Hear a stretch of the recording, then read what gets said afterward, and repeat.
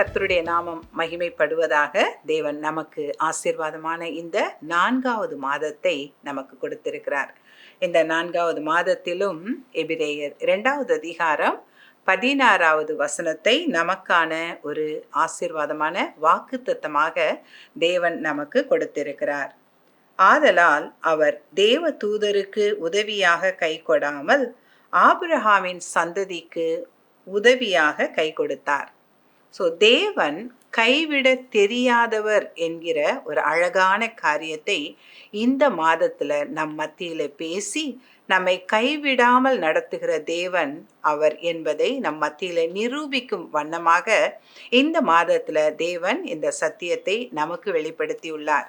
இந்த அருமையான வாக்கு தத்தத்தை தேவன் எவ்வளவு அதிகமாக மனு குலத்தை நேசிக்கிறார், அவர்களை கைவிடாமல் நடத்தும்படியான ஒரு கிருபை உள்ள தேவன் என்பதை நாம் நினைவு கூறும்படியாக இந்த மாதத்துல இந்த வாக்கு தத்தத்தை நமக்கு கொடுத்திருக்கிறார்.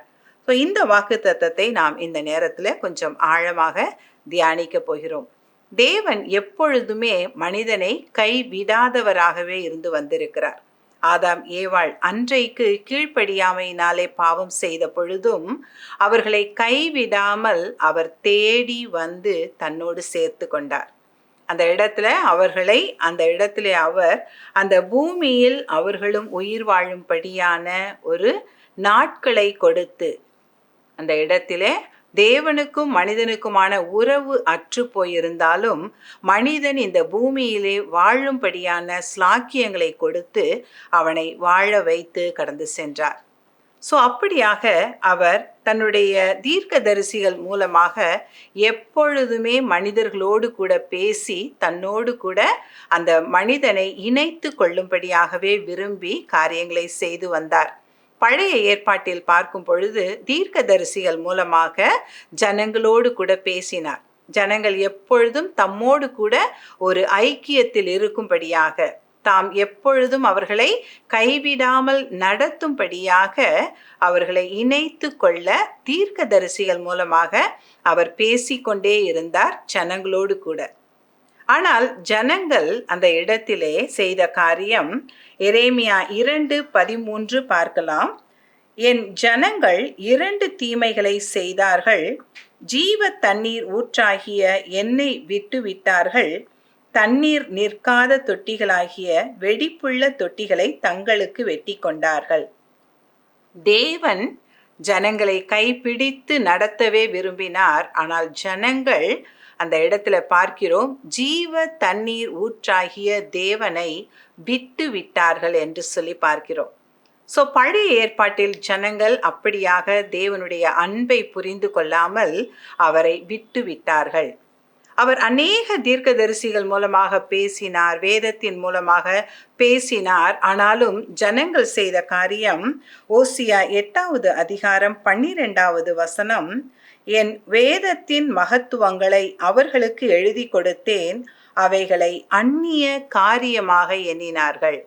முதலாவதாக மனிதர்கள் மூலமாய் பேசினார், அதற்கு அப்புறம் வேதத்தின் மூலமாக பேசினார்.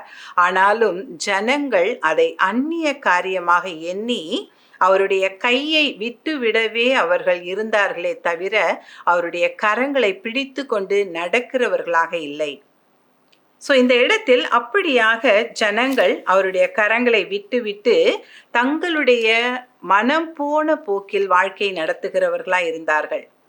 ஆனால் தேவன் அவர்களை அப்படியே விட்டு விடாமல் புதிய ஏற்பாட்டில் நாம் பார்க்கிறோம். யோவான் புத்தகம் 3வது அதிகாரம் 17வது வசனத்தில் அப்படியாக அவருடைய வார்த்தைக்கு கீழ்ப்படியாமல் கடந்து சென்றே கொண்டிருந்த அந்த மனிதர்களை, 17வது வசனம், அந்த உலகத்தை ஆக்கினைக்குள்ளாக தீர்க்கும்படி தேவன் தம்முடைய குமாரனை உலகத்தில் அனுப்பாமல் அவராலே உலகம் ரட்சிக்கப்படுவதற்காகவே அவரை அனுப்பினார். அந்த உலகத்தின் ஜனங்கள் தேவனை அவர்கள் விட்டு விலகி சென்ற பொழுதிலும் அவர் அந்த உலகத்தை ஆக்கினை தீர்ப்புக்கு உள்ளாக்காதபடிக்கு, அவர் அந்த உலகத்தை ரட்சிக்கும்படியாக தனது ஒரே பேரான குமாரனை இந்த உலகத்தில் அனுப்பினார்.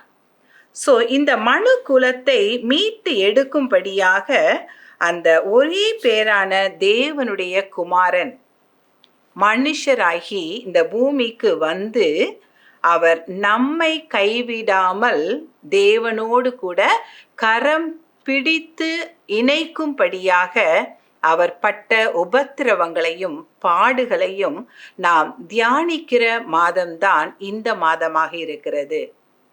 அவர் நம்முடைய கரத்தை நரகத்தை நோக்கி, பிசாசின் பிடியில் இருந்து நாம் நரகத்தை நோக்கி சென்று கொண்டிருந்த மனு குலத்தை மீட்டு எடுத்து நம்மை உண்டாக்கின தேவனுடைய கரத்தோடு கூட இணைக்கும்படியாக நம்மை கரம் பிடிக்க இந்த பூமிக்கு வந்தவர் இயேசு கிறிஸ்துவாய் இருக்கிறார். அவர் இந்த மனு குலத்திற்காக தன்னுடைய அந்த மரணத்தை சந்தித்து, பாடுகளை சந்தித்து, அவர் இந்த உலகத்தில் பட்ட அந்த உபத்திரவங்களை நாம் தியானிக்கிற நாட்கள் இந்த நாட்களாய் இருக்கிறது. இந்த இடத்துல பார்க்கிறோம், அவர் சிலுவையின் பாடுகளை சகித்தார். பாவமே இல்லாத அவர் நமக்காக அந்த சிலுவையில் பாவமானார். சாபங்களை அவர் அந்த சிலுவையிலே நமக்காக சுமந்து தீர்த்தார். நம்முடைய வியாதிகளை, நம்முடைய வலிகளை, நம்முடைய வேதனைகளை அவர் அந்த சிலுவையிலே சுமந்து நம்மை மீட்டு எடுக்கும்படியாக இந்த உபத்திரவங்களை எல்லாம் அவர் சந்தித்ததை நாம் பார்க்கிறோம். இந்த இடத்தில் நாம் பார்க்கிற காரியம், இந்த சிலுவை பாடுகளை அவர் எதற்காக சகித்தார்? எபிரேயர் 2வது அதிகாரம் 14-15 வசனம், மரணத்துக்கு அதிகாரியாகிய பிசாசானவனை தமது மரணத்தினாலே அழிக்கும் படிக்கும் ஜீவ காலமெல்லாம் மரண பயத்தினாலே அடிமைத்தனத்திற்குள்ளானவர்கள் யாவரையும் விடுதலை பண்ணும் படிக்கும் அப்படி ஆனார். இந்த உலகமே அந்த பொல்லாங்கனுக்குள் இருந்தது. அந்த பிசாசானவனை இந்த இடத்திலே தமது மரணத்தினாலே அழிக்கும்படியாக, மரணத்துக்கு அதிகாரியான அந்த பிசாசானவனை தமது மரணத்தினாலே அழிக்கும்படியாகவும், அந்த மரண பயத்தில் அடிமைப்பட்டு கிடந்த மனிதர்களை அவர் விடுதலை பண்ணும்படிக்கும் அவர் சிலுவையின் பாடுகளை அவர் சகித்தார் என்று நாம் இந்த இடத்திலே பார்க்கிறோம். இங்கு பார்க்க முடியும், நாம் இந்த இடத்திலே எபிரேயர் 7வது அதிகாரம் 11வது வசனம், ஜனங்களுக்காக தேவனிடத்தில் பரிந்து பேசுகிற ஆசாரியர்கள் இந்த இடத்திலே நாம் பார்க்கிறோம். அந்த வழக்கமான மனிதர்களுக்குரிய அந்த ஆசாரியர்கள் இங்கு 11வது வசனத்தில் பார்க்கிறோம். ஆரோனுடைய பிள்ளைகள், ஆரோனுடைய தலைமுறைகள் தேவனை சேவிக்கிறவர்களாக, தேவனுக்குரிய ஆசாரியர்களாக இருக்கும்படியாக தெரிந்தெடுக்கப்பட்டவர்கள். அந்த ஆசாரிய முறைமையின்படி அவர்கள் பூரணப்படுத்தப்படுகிறார்கள். அந்த முறைகளை அவர்கள் அந்த இடத்துல நிறைவேற்றி வருகிற ஆசாரியர்களாக, மனித ஆசாரியர்களாக இருந்தார்கள். ஆனால் நமக்கு கொடுக்கப்பட்ட இந்த பிரதான ஆசாரியர் 7வது அதிகாரம் 11வது வசனத்துல பார்க்கிறோம், அப்படிப்பட்ட ஆசாரிய முறையினாலே இவர் பூரணப்படாமல், மனித ஆசாரியர்கள் பூரணப்படுத்தப்பட்ட முறைமையின்படி இவர் பூரணப்படாமல், 2:10 நம்ம வாசிக்கும் பொழுது, அவர்களுடைய ரட்சிப்பின் அதிபதியை உபத்திரவங்களினாலே பூரணப்படுத்தப்பட்டார். அவர் அந்த இடத்திலே மனிதர்கள் மாம்சத்தையும் இரத்தத்தையும் உடையவர்களாய் இருக்க, இவரும் மாம்சத்தையும் இரத்தத்தையும் உடையவராய் அந்த உபத்திரவங்களினாலே அவர் பூரணப்படுத்தப்பட்ட பிரதான ஆசாரியராய், அந்த இடத்திலே அவர் உபத்திரவங்களினால், இந்த பூமியில இருக்கிற எல்லா விதமான சோதனைகளினாலும் சோதிக்கப்பட்டும் பாவம் இல்லாத ஒரு பிரதான ஆசாரியராய் அவர் அந்த இடத்திலே இருக்கிறதை நாம் பார்க்கிறோம். அந்த இடத்தில் பார்க்கிறோம், அவர் தேவனுடைய குமாரனாய் இருந்தும், அவர் அந்த இடத்துல தேவனுக்கு சமமாய் இருந்தவராய் இருந்தும் அவர் இந்த உபத்திரவத்தினாலே பூரணப்படும்படியாக தம்மை தாமே அவர் தாழ்த்தி மரண பரியந்தம் அவர் கீழ்ப்படிந்து தம்மை தாழ்த்தினார் என்று நாம் பார்க்கிறோம். அப்படியாக தாழ்த்தி அவர் 7வது அதிகாரம் 17வது வசனம் அந்த இடத்தில் அழியாத ஜீவனுக்குரிய வல்லமையின்படியே ஆசாரியரானார். இப்போ மற்ற மனித ஆசாரியர்களைப் போல அல்லாதபடிக்கு இவர் அழியாத ஜீவனுக்குரிய வல்லமையின்படியே இவர் ஆசாரியராய் இந்த இடத்திலே நமக்காக பரிந்து பேசுகிறவராய் அவர் வெளிப்பட்டார். நம்மை போல சோதிக்கப்பட்டும் ஆனால் பாவம் இல்லாத அந்த பிரதான ஆசாரியர் இங்கு நமக்காக அந்த இடத்திலே தன்னைத்தானே தாழ்த்தி நம் அளவிற்கு அவர் இறங்கி வந்து அந்த இடத்திலே செயல்படுகிறதை நாம் பார்க்கிறோம். இங்கு பார்க்கும் பொழுது 7வது அதிகாரம் 23வது வசனத்திலிருந்து நாம் பார்க்கலாம். அங்கு மரணத்தின் நிமித்தம் மனிதர்களாய் ஆசாரியர்களாய் இருந்தவர்கள் மரணத்தின் நிமித்தம் அவர்கள் மாறிக்கொண்டே இருக்கிறார்கள். ஒருவர் மரணித்த பின் அடுத்தவருக்கு பிறகு இன்னும் ஒருவர் என்று அவர்கள் அடுத்தடுத்து வந்து கொண்டே இருந்தார்கள். ஆனால் இவரோ 24, 25வது வசனம், இவரோ என்றென்றைக்கும் நிலைத்திருக்கிறபடியினாலே மாறி போகாத ஆசாரியத்துவம் உள்ளவராயிருந்தார். இவர் ஒருவர் தான், இவர் மாறி போகாத நமக்கான பிரதான ஆசாரியராய் நம்மை கரம் பிடித்து நம்மை உண்டாக்கின தேவனோடு கூட நம்மை இணைக்கும்படியான ஒரு பிரதான ஆசாரியராய் இவர் வெளிப்பட்டார்.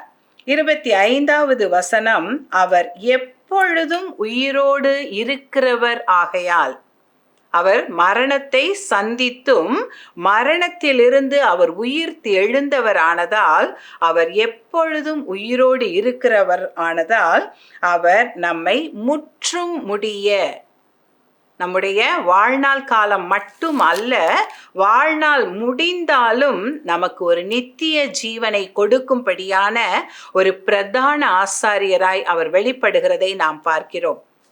அப்படிப்பட்ட பிரதான ஆசாரியராக இயேசு கிறிஸ்து நமக்காக, நம்முடைய வியாதிகளுக்காக, நம்முடைய பாவங்களுக்காக, நம்முடைய சாபங்களுக்காக அவர் எல்லாவற்றையும் சகித்து எல்லாவற்றையும் அவர் தன்மேல் ஏற்றுக்கொண்டு, ஏசாயா 53வது அதிகாரம் முழுவதுமாய் நாம் வாசிக்கிறோம்.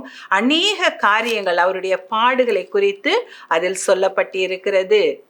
நாம் அதில் பார்க்கிறோம். அவர் அந்த இடத்திலே 12வது வசனத்தில் நாம் பார்க்கும் பொழுது அந்த இடத்தில் அவர் நம்முடைய எல்லா விதமான அக்கிரமங்களையும் அவர் மீது சுமந்து கொள்ளுகிறார்.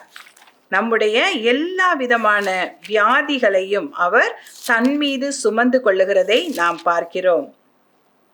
12வது வசனம், அவர் தம்முடைய ஆத்துமாவை மரணத்தில் ஊற்றி அக்கிரமக்காரரில் ஒருவராக எண்ணப்பட்டு அநேகருடைய பாவத்தை தாமே சுமந்து, பாவமே இல்லாத அவர் நம்முடைய எல்லாருடைய பாவங்களையும் அவர் சுமந்து தீர்த்த ஆட்டுக்குட்டியானவராயிருக்கிறார். அப்படிப்பட்ட பிரதான ஆசாரியர் நமக்கு இந்த இடத்திலே கூட நம்முடைய கரங்களை பிடித்து நமக்காக பரிந்து பேசி நம்மை உண்டாக்கின தேவனோடு கூட நம்மை கரம் கோர்க்க வைக்கிறவராயிருக்கிறார்.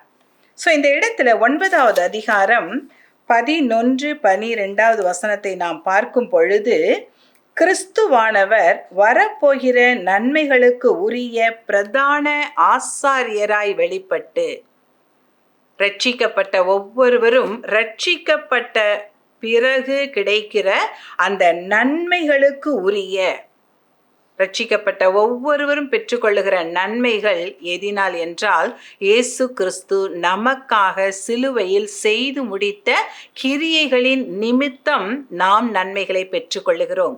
நாம் சுகத்தை பெற்றுக்கொள்ளுகிறோம், நாம் செழிப்பை பெற்றுக்கொள்ளுகிறோம், நாம் ஆசீர்வாதத்தை பெற்றுக்கொள்ளுகிறோம், நாம் சமாதானத்தை பெற்றுக்கொள்ளுகிறோம்.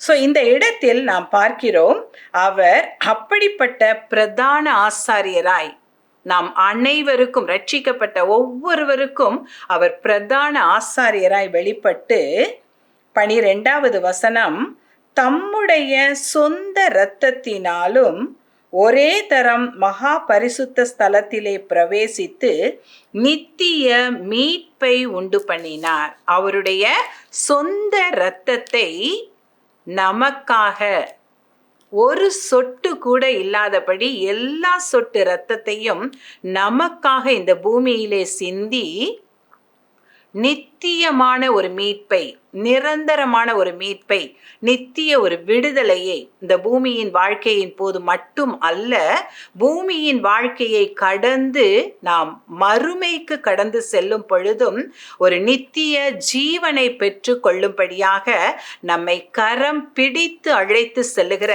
ஒரு பிரதான ஆசாரியர் தான் இயேசு கிறிஸ்துவாக இருக்கிறார். இந்த இடத்துல யோவான் 3வது அதிகாரம் 16வது வசனம் நாம் அனைவரும் அறிந்து விரும்பி வாசிக்கிற ஒரு வசனம். இந்த இடத்தில் பார்க்கும் பொழுது, தேவன் தம்முடைய ஒரே பேரான குமாரனை விசுவாசிக்கிறவன் எவனோ அவன் கெட்டு போகாமல் நித்திய ஜீவனை அடையும் படிக்கு அவரை தந்தருளி இவ்வளவாய் உலகத்தில் அன்பு கூர்ந்தார். தேவன் நம் மீது வைத்த அன்பின் நிமித்தம் தன்னுடைய ஒரே பேரான குமாரனை இந்த பூமிக்கு அனுப்பி நாம் ஒவ்வொருவரும் அந்த நித்திய ஜீவனை பெற்றுக்கொள்ளும்படியாக, ஒருவரும் கெட்டு போய்விடாமல் அவர் வைத்திருக்கிற நித்திய ஜீவனை பெற்று கொள்ளும்படியாக தனது ஒரே பேரான குமாரனை இந்த பூமிக்கு அனுப்பி வைத்தார்.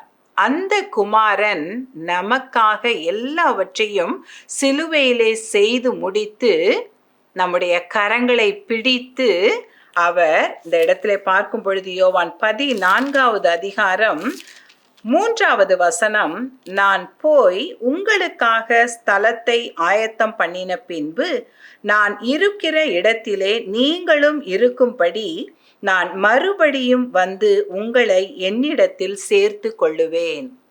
ஸோ இந்த உலகத்தில் இந்த நாளிலே அவருடைய கரத்தை பிடித்து கொண்டிருக்கிற நாம், அல்லது நம்முடைய கரத்தை பிடித்து கொண்டிருக்கிற அவர் நம்மை எந்த இடம் வரை கொண்டு சேர்க்கிறார் என்றால், உன்னதத்தில் அவர் நமக்காக ஆயத்தப்படுத்தி இருக்கிற அந்த ஸ்தலத்திற்கு கொண்டு சேர்க்கும் வரை அவர் நம்முடைய கரங்களை விடாமல் அவர் பிடித்து கொண்டு நடத்துகிற நல்ல தேவனாய் இருக்கிறார். அவர் நம்மை கைவிட தெரியாதவராய் பிடித்த நம்முடைய கையை இந்த உலகத்தில் மாத்திரம் அல்ல, இந்த உலக வாழ்க்கையை கடந்து மறுமையில் உன்னதத்தில் அவரோடு கூட நாமும் இருக்கும்படியாக நம்முடைய கரங்களை பிடித்து நடத்தி கொண்டு செல்லுகிற நல்ல தேவன் நம்முடைய தேவனாய் இருக்கிறார். ஸோ இந்த மாதத்தில் தாமே அவர் நமக்காக சிலுவையில் பட்ட பாடுகளை, இந்த இடத்திலே அவரை அறியாத ஜனங்கள் மத்தியில் அவர் பட்ட பாடுகளை நாம் தியானிக்கிற மாதமாக, அதை தியானித்து நம்மை கரம் பிடித்திருக்கிறவர் எவ்வளவு வல்லமை உள்ளவர், எவ்வளவு வல்லமையை அவர் நமக்காக அவர் வைத்திருக்கிறார் என்பதை அறிந்து கொண்டவர்களாய், நாம் அவர் கரத்தை பிடித்தால் கூட நாம் விட்டு விடுவோம்.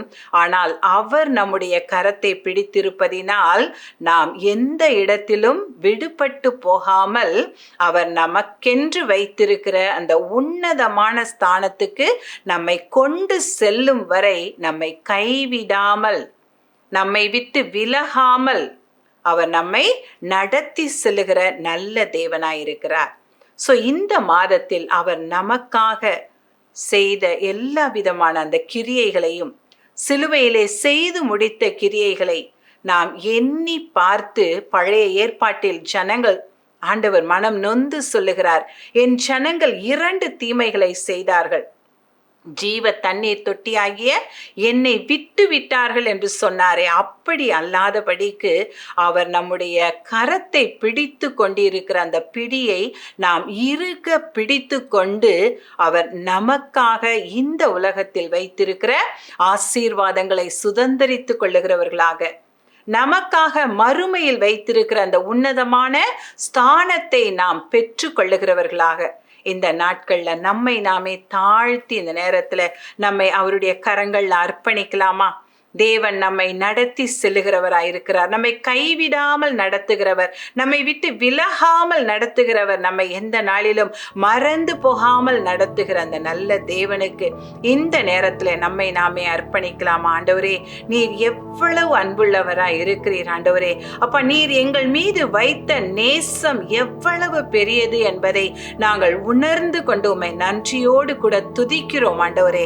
உம்மை இந்த நேரத்துல நன்றியோடு நோக்கி பார்க்கிறோம் அப்பா. எங்களை நீர் நினைக்கிறதற்கும் எங்களை நீர் விசாரிக்கிறதற்கும் நாங்கள் எம்மாத்திரம் ஆண்டவரே.